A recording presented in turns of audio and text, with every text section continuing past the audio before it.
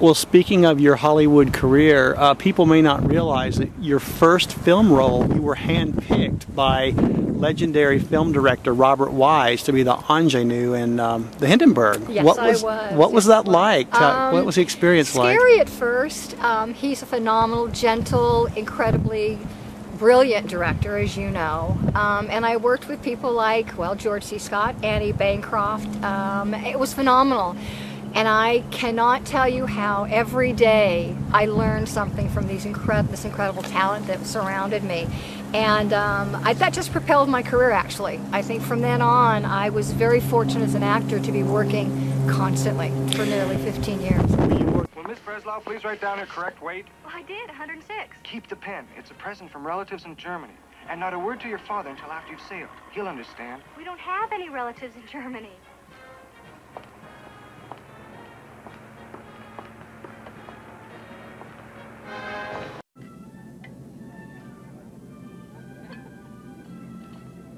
Well, I still say the French line has the best society. Daddy, there's something I've been meaning to show you. A young man at the airfield gave me this. He told me not to tell you. Where did you get that? Daddy, I'm trying to tell you. Give it to me, Dumpling. Valerie, your father's right. You shouldn't accept gifts from strange men. Mother. Yeah. Magnificent. Icebergs!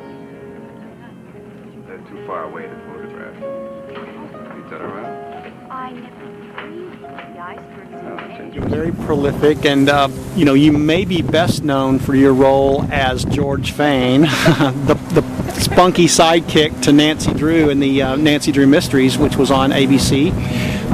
What was it like to portray such a beloved literary character? What was it like on the set? Well, it was amazing. I didn't think I got it. I auditioned twice, not thinking I had it. And when I got called, it was incredible. And Pamela Sue Martin's phenomenal, George O'Hanlon, William Shallert.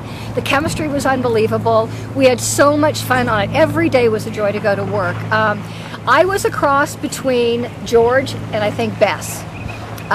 So I had to portray her as best as I could, as sort of like a young girl who didn't have a family, as you know. I mean, she basically lived with them because I kept saying, where does George live? But anyway, it was a great experience. Ladies and gentlemen, as usual, we have our lovely contestants do something for us. But George, George. Now, George, what would you like to sing? I don't sing. What do you mean you don't sing? I don't know anybody who doesn't carry a tune. George! I didn't know George could sing. I don't think she knows. Do you know it doesn't matter anymore? Knock him dead, George. Just kill him, huh? You'll be the first.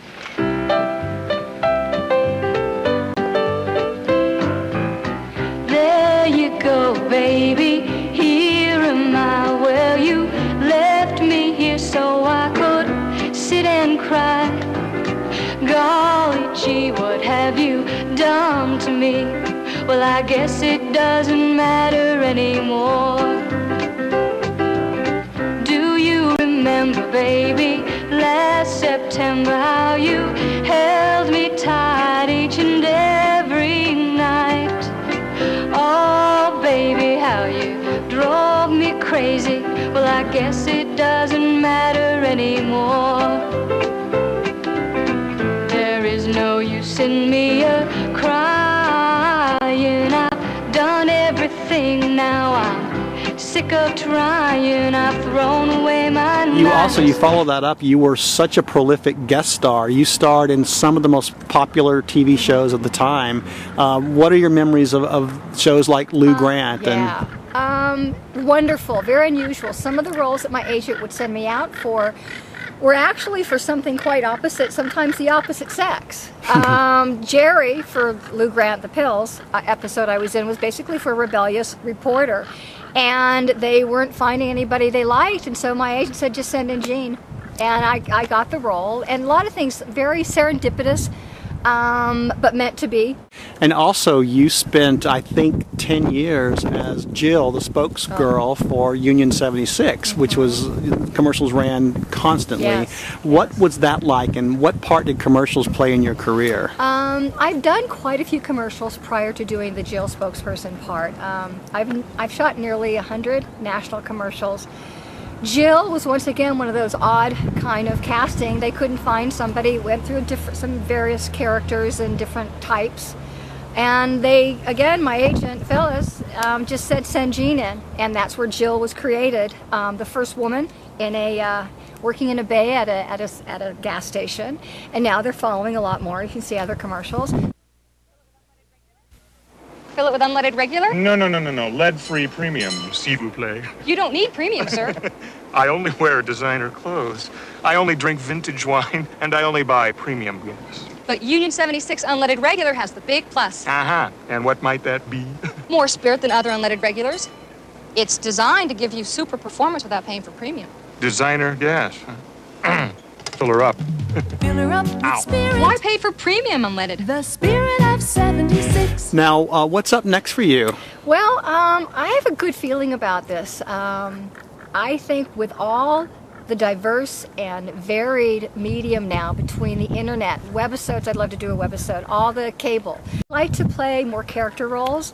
I love being the next door neighbor and everything, but as I'm maturing as an actress, I'd love more character roles and things like that. So I'm, sky's the limit for me. Absolutely. I'm just happy to be back and hope to be a working actress again. Absolutely. What advice would you give for a young actress just starting out based on your experience?